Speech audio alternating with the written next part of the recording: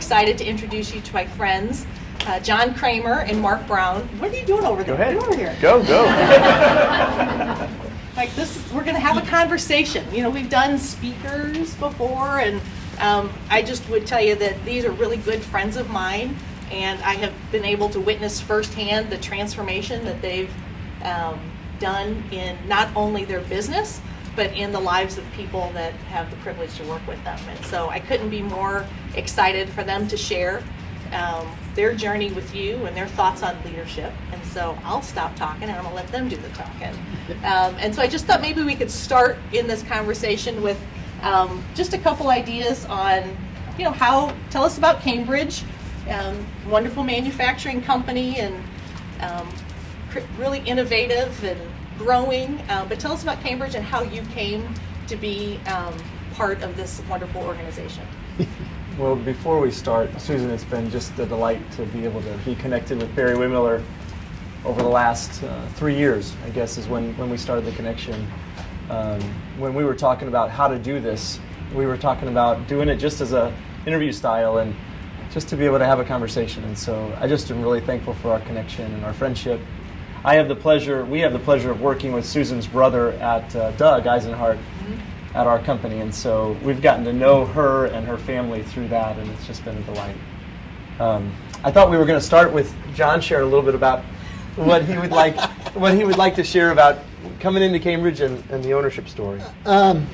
Just real quick, thank you so much. I'm so glad everybody's here. You know, this has been a journey and a lot of fun, and I have learned a lot, you know, even from Barry-Wehmiller and the Leadership Institute, and learning about yourself. And so that's what's been fun.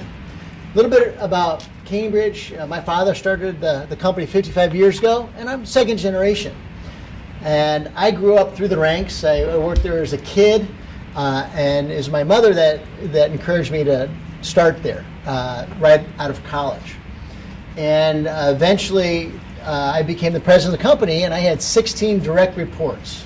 And everybody looked at me, John, what should I do? What should I do? What's the next thing? Where do we go? What do you do? And what do you do? You know, with family training, all that stuff, I came up with a list of 100, and we came up with 132 different projects or initiatives, you know, priorities for this next year.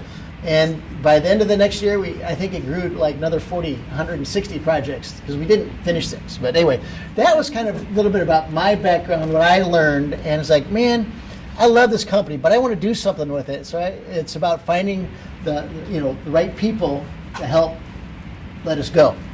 And so that's kind of our journey. That's where we started. Yeah. So then I entered 10 years ago. John sat down with me and said, in that much energy and that much passion, with extremely high vision for what he wanted to go out and build, he sat down with me and said, I don't ever hire friends. We were friends. But would you join me, and would you help, and would you work with me to grow a growth-based business that held on to all the family values? And there were three things that come to mind of why I joined. So most of my friends said I was really crazy to come in, but it was John who was attractive. His vision was extremely high. It was so high that it was very clear his purpose was bigger than what he could accomplish on his own. So an extremely high bar for vision. The second thing was just a courageous humility. He was asking with humility, will you come help me? And he's been doing that every day for the last 10 years. Every day I've worked under him, he's had that humility to say, I know I can't do this on my own. We're going to need a lot of great people to go out and accomplish this. I had never seen that kind of humility out of a leader, and so that was attractive. The couple other things, his heart for, I could just see his heart for myself and our family. He wanted me to be better off after I was there than before I came. And that has extended through the organization and has built basically a team of, I've never seen the collection and quality of the team that we have at Cambridge, all working to do that same thing, to pour into others. You know, it can become trite whenever you say it often, and you say you want people to be better husbands and fathers and sisters and brothers, but it's deep and it's real, and it comes directly from his vision. And I think the last one is he had a simple faith. He was willing to share that and to express how he relied on something larger than him to do this. And so those things were very attractive coming in. And so I entered 10 years ago. So when you talk about this vision, this compelling vision that's bigger and more ambitious than you thought, this is something different. Can you tell us a little bit about what is that vision for Cambridge and how you see that playing out inside the organization? Well, Mark's a really great guy to do this. I inherited, I had the business from my father, second generation. And there's two types of goals. So there's be goals and there's do goals. Well, I never wanted to be, I wanted to do and build on something that I've been given. And so I'm always out there. And knowing me, I'm ADD with dyslexia. So I'm the best boss to work for because I'm always changing. Actually, Because he can't remember what he gave me as a goal. He's like, what did I say?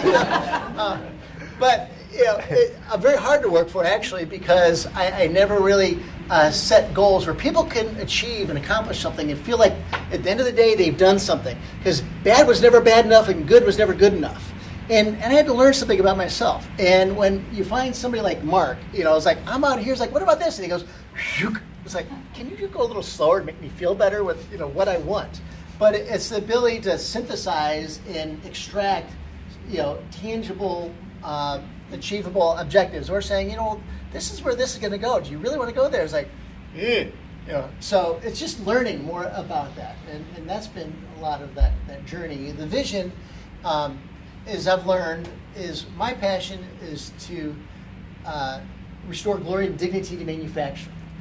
Because I worked out there, worked in the shop as a kid, and I learned it was like every day you go home, you go home exhausted, you go home spent, because you want to avoid getting in trouble, you want to avoid not screwing up, getting laughed at, and you always have to go to your boss, what should I do? You get approval, this or that, and you don't have any energy left the day. But really, if you learn how to solve problems and fix what bugs you, give you time to focus on that, people are go home learning how to solve problems. They're going to go home being better mothers, fathers, brothers, sisters, sons, or daughters.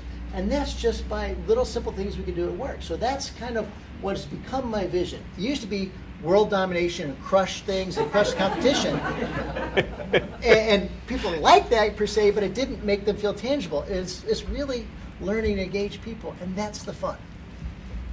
You can hear the passion come out. I think about, I was thinking about when I come in, normally I wanted to share a couple things before we got too far in, and I've forgotten to share them already. So I'm gonna do them right now if I can. I think you can hear courageous leadership, and I think that's when you build a culture of continuous improvement like Barry-Wehmiller has. It takes a lot of courage of the leaders of your organizations, and so.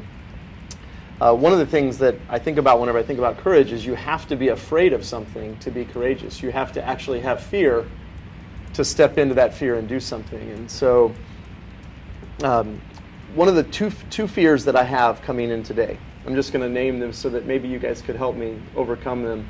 One fear is that I would say something that would share in some way that I don't love and respect this man. And it is so deep and so wide, my love and respect for him. He is ADD and dyslexic, and he's really hard to work for. That is with full utmost respect for him. Way to be candid. Yeah. The second thing is that we would somehow make you believe that we created this beautiful culture. If you ever get a chance to experience the culture at Cambridge, I believe you'll fall in love with the people of Cambridge. And there's 100 families back there that are actually the material and the people that are actually building the culture. And so if you were to go back there, you would learn so much more than you would in this hour. We've gotten the pleasure of traveling around the world and seeing some of the greatest companies. I got to see Barry-Wehmiller up in Wisconsin, one of the coolest experiences. One of the coolest experiences. There are many cool experiences whenever I've gone out, but I've never really learned anything when I've listened to the president or the owner. I've only learned whenever I've sat and talked with the people on the front line that are actually doing the work, and they can describe how they're building the culture. And if they own it, then it's real, and if they don't, it's all just an imaginary flyer. And so I can tell you, for the who is here at Barry-Wehmiller from Barry-Wehmiller? The purpose that you're building is real, and the people that I got to talk with in Wisconsin really owned it. And so that's what you're after, that's what we're after, and I hope that you'll come back to Cambridge and experience that. So my second fear is that I will say something that will make you think that we created it, we didn't do it. But there are 100 people back there that can share with you how they created and built it, and they own it. So those are the two fears that you guys can help me with. Awesome. I don't remember the question. That's okay. That's why I'm here. This is a partnership. Good. So we talked about the vision for Cambridge, right? To restore the glory and dignity to manufacturing. How does that look inside Cambridge? So you've got a big vision, you've got very ambitious goals, and then take that into designing and manufacturing formulation equipment, creating patents for new technologies. How does that look on a daily basis? So let me now answer the first question that you asked. What is the vision of Cambridge? And he shared from his perspective. I was attracted to this vision that he had, but it wasn't written down, and it was really messy when it was articulated. And so we spent literally the first 6 years trying to figure out how to write it down and capture it. And he mentioned a few of them: dominate the world, destroy the competition, build a $100 million company. There were all these words that came out. 400 million. And they didn't resonate. The coolest part about vision is when you write it down and it's real, it actually attracts the people you want to attract. And so he would write it down. I'm like, that's not why I'm here. That's not it. And so I would say, go back to the drawing board, and he would go back and he would try to write it down again, and he would come back and it was like, no, that's not it. And so what was real was that there was this beautiful uniqueness to it, and we started attracting people by telling them the story of what he had told me. And people around the room, we've got, if you could raise your hand if you're from Cambridge, those people and many, many back at Cambridge were attracted by the same vision. So we ended up writing it down, and we wrote it down, and it scared us. The actual vision that we wrote down was Cambridge exists to glorify God by enriching the quality of every life we touch.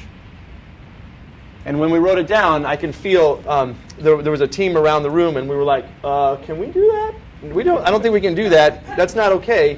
And but it resonated with us, and we all pointed and said, "That's actually why I'm here. That's why I'm here." It resonated, and so we took it out to this is then how does that look? We took it out to the 100 employees and sat down with groups of 5 to 10 and sat down and put it up in front of the screen, and they're like, "Yeah, that's why I'm here." And that takes some real balls to put that up in the screen. They said, that's courageous. That's scary. They said, what does that mean? Are you going to not hire people that don't believe in God? No. We'll hire anybody. Yeah, all we wanted is a passion to serve and a love of people and listening ears. But we got to write that down. So that's the vision statement that we wrote down 4 years ago. And that's the one that will never be accomplished. And that's the one that I feel like I could work on for the rest of my life and just get closer and closer, but never achieve. That's the one that's really powerful. It's amazing when you're able to put it into words, right? How that generates a whole different set of conversations and opens up all kinds of different relationships. One of the terms that I've heard you all use is the way you work towards your vision is through unconditional love and high expectations. And so that idea, right, sometimes could be viewed in tension. Right. Major tension. And so how does that look if I'm sitting at Cambridge? What does that mean for unconditional love and high expectations? That was a fun one. I blame Kevin Thompson on that one.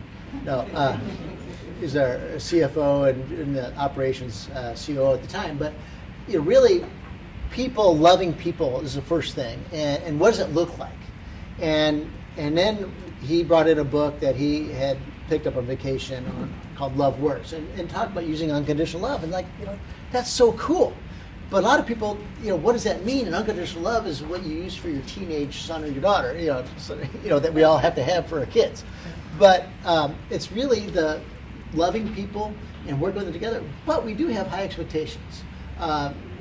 And building that together. So that was a journey of being able to understand what that is and how it works, and being able to say, hey, we love you, but that doesn't mean you're a right fit for the organization. How can we help you grow? How can we help you thrive? What's disconnecting? Am I being approachable as a boss or supervisor? And so it unwrapped a lot of that stuff, and it was really unweighting to be able to say that. But it's certainly a funny time to be bringing up the word love in part of your mission and why you exist. In a huge manufacturing plant. Mm-hmm. Probably not been said a lot. Not a lot of times, no. But it's said often in our conversations on discipline and on when a person is struggling. And so I don't know if you guys know, but my life sometimes has real major struggles, and everyone that works for us has major struggles in their life, somewhere, somehow. And so when they're facing that struggle, whether it be an aging parent or an addiction to some substance or whatever it is, the conversation goes like this. So what are they struggling with? How are we being loving to them right now? And also, how can we help clarify what are the expectations? Because I think the two things that children ask is, am I loved, and can I get my own way? And I think that's the same thing that our employees ask is, am I loved? Do you love me for who I am, not for what I do for you? And can I get my own way? Which means, can I do whatever the heck I want to around here and it's fine? And the answer is yes, you're loved, and no, you can't get your own way.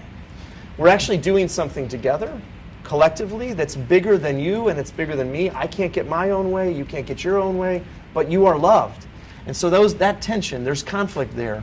And we're not done at all. We wrote that phrase down, we behave with unconditional love and set high expectations by demonstrating care, courage, integrity, and respect.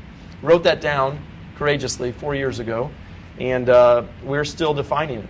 We're still trying to break down. You guys have, you are an inspiration to us on how you've written down some of your leadership principles. We're working on that right now. How do you break unconditional love into some components that actually look like listening and genuine interest in others? And how do you build an eager one in other people? That is loving to do that. And so we're working on that every day. You know, I mentioned at the beginning, I have the good fortune to see this firsthand. My brother, who I've known, all my life, he's younger than me, and he'd tell you he's better looking, but he's not here, so he can't defend himself. Anyway, Doug is a very passionate, driven, high energy professional, father of 4 kids, and good husband. And what I've seen in his 4.5 years at Cambridge is a complete transformation of him as a professional, him as a dad, him as a spouse, what he's done with his life to me, and watching his growth. He's so much more grounded and so much more fulfilled in his work. And I keep saying, what happened? What happened? So that's what led me really back to Cambridge to say, what is going on here? To see this, grown man who's, successful and really moved to this life of significance. And so I credit the Cambridge team and everybody, right? You guys are great, but you're right. It's the whole organization. And I think about that, and your group is a lot of really bright. You've got engineers and you've got frontline, machinists who are coming right out of high school or trade school.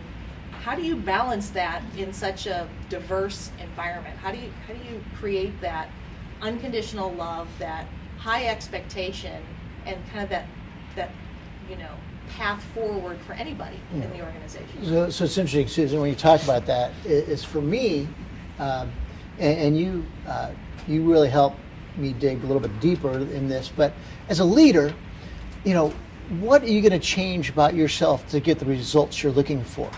Be it home, raising kids, or whatever, I'm not getting the results. So either I have to pound my fists harder and shout louder and expect different results, or I have to say, it's not coming across right. What do I need to change about myself? And so, first of all, I've had to learn a lot about myself. And it's painful, but it's so rewarding. It's unweighting.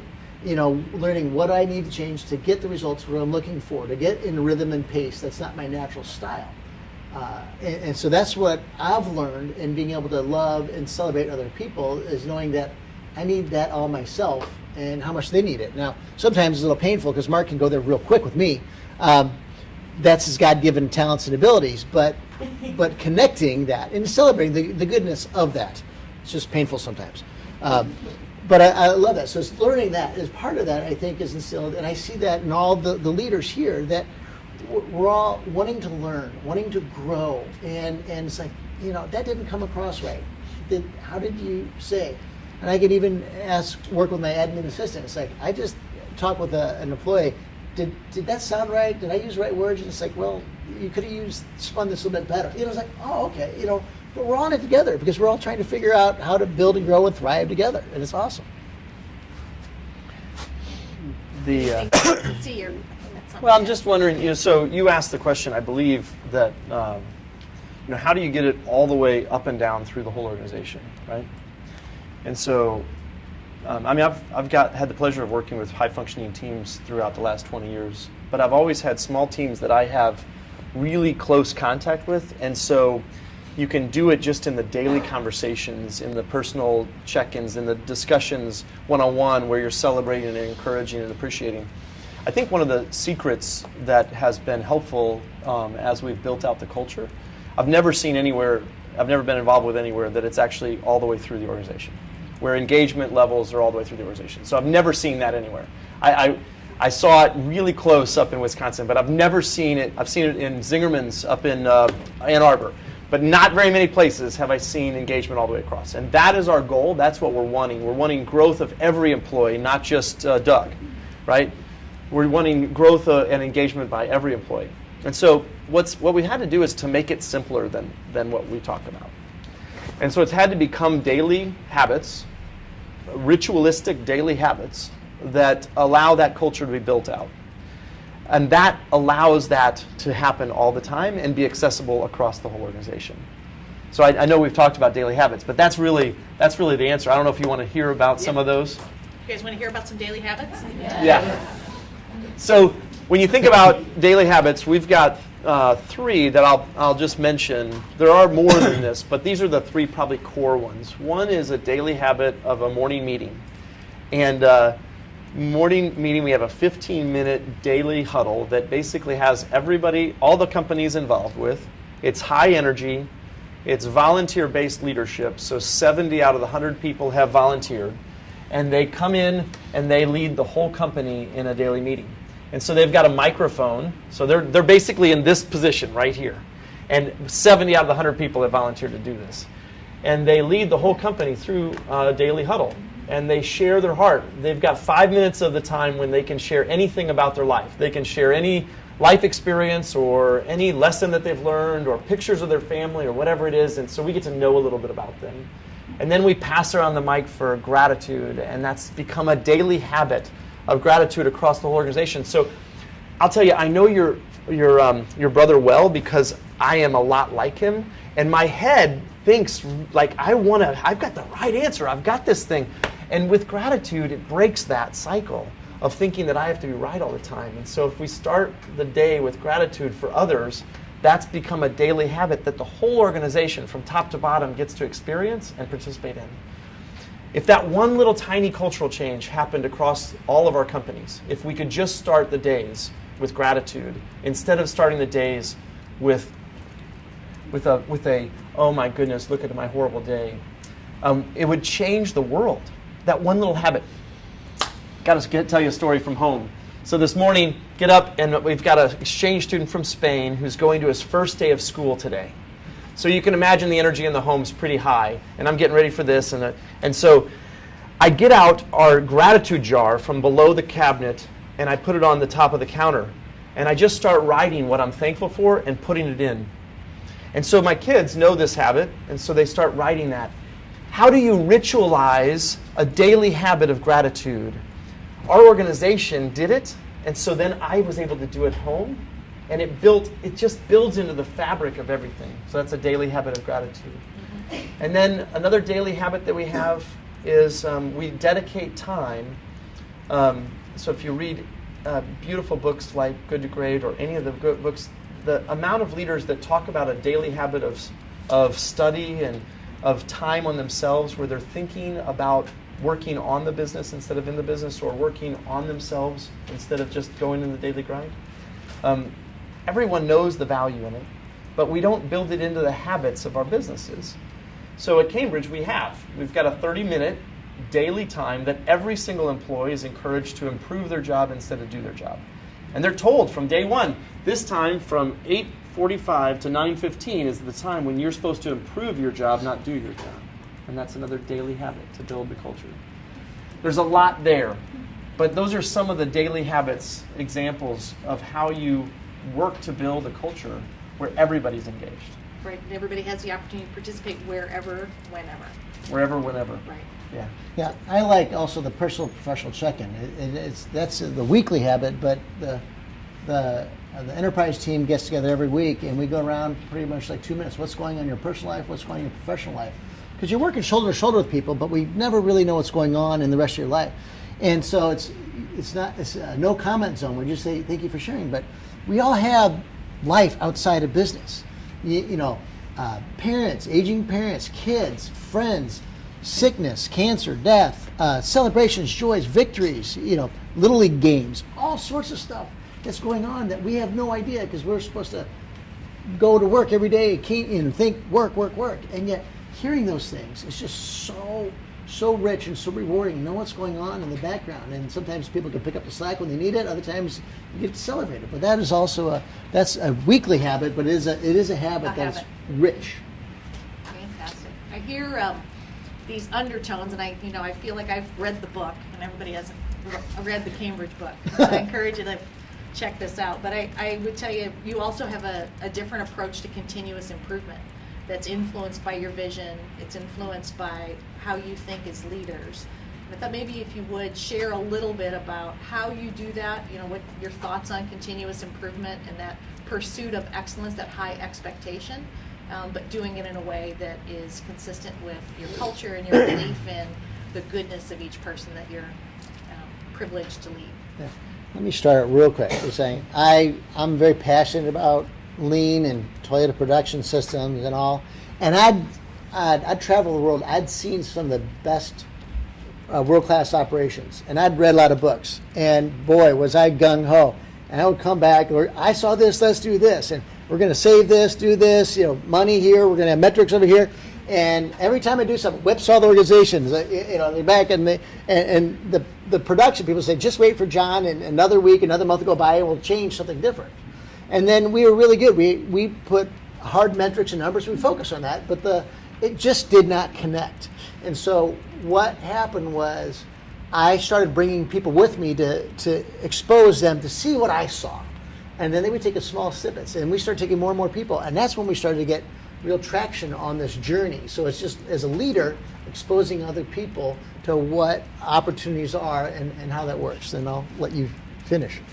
Yeah, so I know you've got a little video that shares a little bit about it. There were a couple of folks who went out and saw an operation. It was fast cap, 2-second lean. And it was at a point where we were ready. Kevin Thompson was leading the organizational operations, and he and I were, the two executives sitting there whenever they came back with energy and passion, and they said, we want to do this thing, we want to do it. It was basically a simplification of what Toyota Production Systems looks like. And John's passion was this big grand vision, but we couldn't figure out how to execute. We couldn't figure out what to do with it. And so it came into the organization at the right time. They wanted to do it, and Kevin and I basically didn't stop them, which was really smart of us. That was the brilliance of us, not to stop them, which is sometimes we get in their way, and they started taking off, and then we started keeping on encouraging them. And what they do is we encourage all of our employees during that 30 minutes to fix what bugs them, to fix their job or make their job better in some way, shape, or form that makes their job easier for them instead of more money for us. Easier for them. And so we just encourage them to do that and then give them the time to do it. And then they capture a 30-second, 1-minute video after the fact, and we play those. And so we've had world-class operations. If you think about across the globe, if you can get 1 or 2 improvements per person per year implemented, that's a world-class operational excellence. 4 would be rocking it. And we, this year, are on track to approximate 20 improvements per person per year at Cambridge. Wow. And that's because those people are empowered to take action and improve the things around them. And I've never seen any, I've been a lot of places, I've never seen anything like it. Well, let's take a quick second. Okay, are and we we're supposed to gonna- step aside so we don't aside. play it? Well, otherwise Or you we can just stand up. Yeah. Employee-generated video is not a normal concept, especially in manufacturing.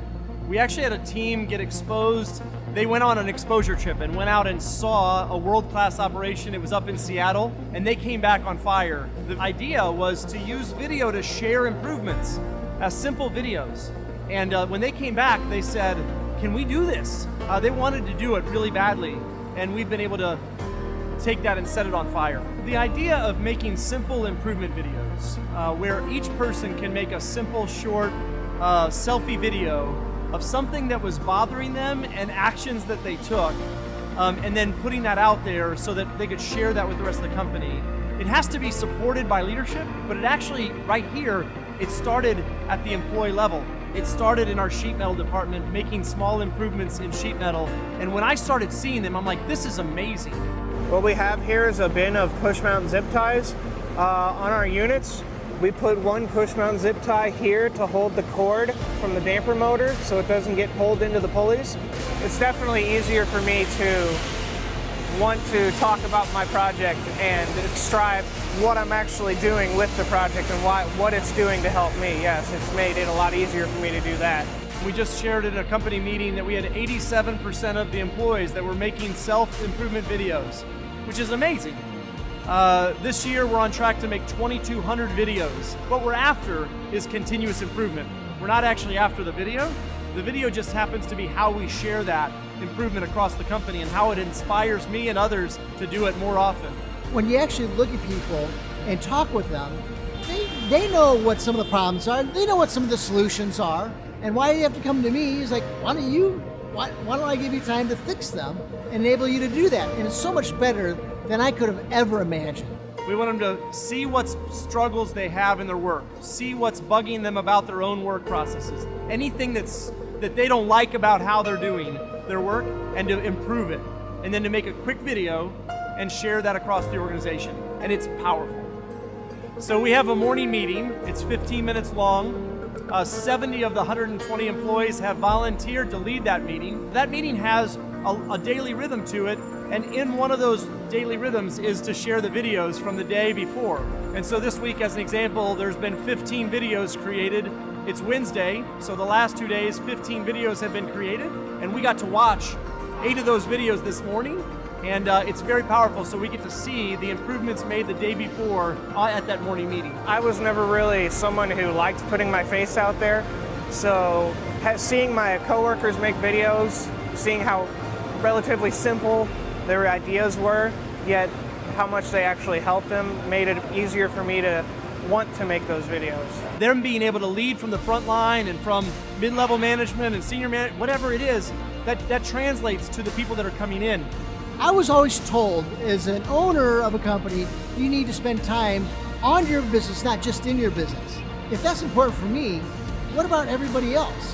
Why don't they spend time on their business? We tell them to work every day, but if we get them time to think on their business and what they're doing, and have time, 30 minutes, to make improvements, to make it safer, to collaborate with other people, is important for them and is for me. Over the last 5 years, we've been able to double revenue and triple operating profit at the same time. And that has come based on thousands of small improvements made by all of our employees across the whole organization.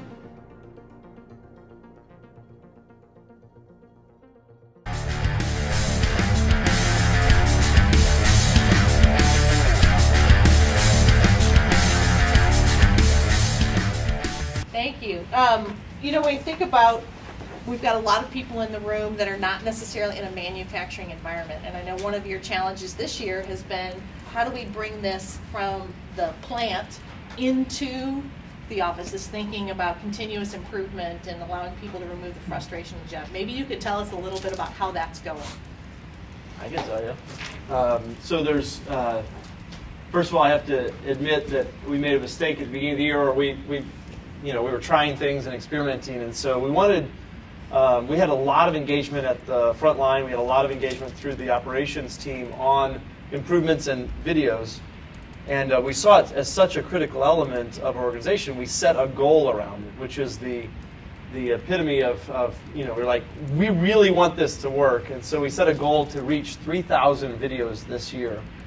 The first 3 years we weren't doing that. We were just inspiring people to do it, encouraging people to do it, and they were making videos and improvements, and so we wanted it to spread through the office and have more engagement and see more of those from the office. And so when we did that, we ended up getting more engagement in the office because people had conversations in the office that they weren't having, like, what's holding you back from making videos? And guess what? What was holding them back from making videos? Time. What else? The ease or the simplicity. Yeah, ease. What else? It's a deeper word than that. What? Fear. Oh my gosh, yeah, they were afraid. It was like, I'm not going to make a video. I'm going to look like an idiot. I don't want to look like an idiot. Well, okay. And so we got to have conversations with real people about the fear that they had and what was holding them back. And so people started making videos and improvements of their, improvements and making videos of their improvements and sharing those with the company. And so that was awesome. What was fun, it was that, so that was a benefit. So it expanded and had real conversations about what was holding them back. We also got some people who were making videos organically, and they were making improvements organically to think that they had to do it. And so they were like, I don't want to do it if I have to do it. And so there was feedback that said, you know what, if you set a goal around it, I don't want to do it anymore. And so we basically mid-year said, okay, let's do this. We want you to know that it's really critical that we all do this and we all participate, but we're removing the goal because we weren't really after the goal, we're after their hearts. And so we've had a significant improvement in the engagement level in the office of improvements. And we've also said, you don't have to do an exact number. That's not what we're after. We're after your heart and an improvement mindset. So that's helped. Fantastic. What? The other thing that's helped is John, one thing that John's humility allows him to do, and he's got a unique giftedness on this, is to interface with world leaders and invite them to speak into the business. And so one of the world leaders that's a friend of his is Nigel Thurlow, who leads all of Toyota's Agile and Scrum work, which is basically how you take office work or project work or team management and set it on fire. The book title, if you want the book title, is Scrum, doing twice the work in half the time. And so the engineering team, based on his vision and our ability to execute, has been playing with that concept and working on their team on using Scrum, Agile management, to run the engineering team. Our director of engineering is right here, Dave Benz, and he has been leading that team along with the other engineering leaders, and they have gotten to the point where they're doing twice the work in half the time. So the promise that was on the book is actually being delivered. And so we're now taking that same concept. Your continuous improvement has to evolve. It's not, you can't keep it the same level. So we're 3 years in, and it's evolved to where now we've got teams of people who are following their lead and are learning and growing with them. And that system is a really helpful system in the office for continuous improvement. And so they're excited. The whole organization is involved right now. And here's our HR director right back here, Meg Brown, and she's leading a team. She just set up a team yesterday in Scrum fashion. And guess what? She's a little bit afraid of doing it. She doesn't know what she's doing. You have to be comfortable with incompetence to be able to lead a courageous continuous improvement culture. That's a lot of alliteration. And she's just stepping into it and saying, I'll do it. It looks kind of like we could have fun doing it. And then people are surrounding her. The other Scrum leaders are coming and saying, I'll help you, I'll help you, I'll help you. Our CFO, Kevin Thompson, has graciously is leading safety for us as an interim leadership position because we don't have a head of safety because they're a small company. And so he said, I'll lead it. And he said, I'm a little bit afraid, but I'll do it. And I'll courageously do it, and because the team needs it. And I'll use Scrum as a model to do it across the office. And so his vision, he's always right about his vision. The timing and the 150 items are it just is hard. We're right? getting them done, though. Right, we're getting them done. We're just doing them one at a time instead of 150 at a time. This Scrum, too, by the way, is crazy. I mean, it's a whole journey, but new, and people walking in, let's go do this, and the murmuring, and how do you do that, and just kind of loving them through this, learning. And right now, it's like, don't stand in front of that door, and when their Scrum time goes up, they're in there, and they're laughing, and they're having fun, and they're wrestling with things, and like, it's like, how do you feel? I'm going home every day feeling like I've accomplished something. I've been here for 10 years, 5 years, 2 years, 20 years. And it's like, we're doing more than we've ever done before. And they're having fun. It's crazy. I want to leave enough time for folks to ask questions, so I'm going to just ask you one last one, and then we're going to turn it over to the group. And that is, you, twice a month, you invite hundreds of people into your organization to take a look around. You don't stop production lines, but you do welcome people in for breakfast and conversation and tours of the plants. And so I just want to ask you why. Why do you do that? Pay it forward. Yeah. So I think you've heard it. We've got to take this vision that's really high level on 150 items and then write it into something explicit. I borrowed bringing the implicit to explicit from Brian Wellinghoff, who just walked out. So it started with radical generosity. John is a radically generous leader. And then we had to write a plan for that. And we've put actually a strategic pillar in our strategic planning process that's called Pay It Forward, where we want to be thought leaders and be able to share that forward and be able to pay it forward to make an impact in others. And so we have operationalized our tours, meaning that the whole organization knows that they're tour ready anytime, any day. You're welcome. You've got to make an appointment for any day, but you're welcome to join us for our morning meeting any day. All you have to have is an executive sponsor or any employee to say, come on in, and just come into the organization and see it. We do set aside 5 hours, and it is production time. We've cut it down to once per month. And It's a good tour. And it's a half a day, and we basically say, come in and experience, see the people, and allow them to share their story of how this culture is impacting their life. And you will learn a lot if you talk to the people instead of us. And so we open up the plants to do that. We do it for several reasons. When you teach, you learn. So that's an old, sage, wise saying, and it's real. So whenever our people teach you how to build this culture, they will learn how to build it. The second is generosity is actually, we believe we're called to it. We believe that it's really part of who we are and who we're created to be. And so when you give, you get tenfold back. And I have seen it. I've got story after story in my own personal life of how that works. And so we are trying to generously give. We know that it will come back. We're not doing it to get more. We're doing it because we're called to, but it also gives more than it comes. The third thing is that leadership development and growth of our people is our primary purpose. We want to grow our people so that they actually grow their business in a sustainable way and so that they can be better after they are here. And what I see whenever you come into our facility, I see them growing in front of my eyes. I watch them share from their heart and they grow. So that is leadership development. If you want to pay people, if you want to pay people to train your people, that's one thing. But if you want to show growth, invite people in, let them talk, and watch them grow in front of your eyes. And so those are the three reasons that I see whenever I do the Pay It Forward, the business reasons kind of things. Fantastic. Fantastic.